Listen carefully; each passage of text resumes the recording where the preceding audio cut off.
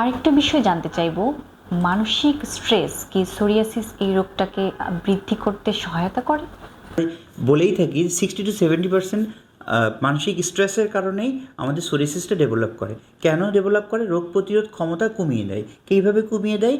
কারণ আমাদের ওই সময় কিছু স্ট্রেস হরমোন নিঃসরণ হয়, সাথে কর্টিসল নামে একটা হরমোন নিঃসরণ হয়, যে হরমোনটা আমাদেরকে রোগ প্রতিরোধ ক্ষমতার ইমব্যালেন্স করে দেয়, অর্থাৎ রোগ প্রতিরোধ ক্ষমতা ঠিকমতো করতে পারে না।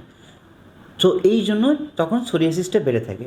এছাড়া যেহেতু স্ট্রেসে থাকে, তখন বেশি স্ট্রেসে থাকার কারণে আমাদের অটোমেটিক্যালি অ্যাবনর্মালিটিস এবং শরীরের যে জায়গাগুলো সোরিয়াসিস আছে সেখানে চুলকানি আসে। আর আমরা জানি বেশি চুলকানি হলেই সেখান থেকেই সোরিয়াসিসটা আরও বাড়তে থাকে।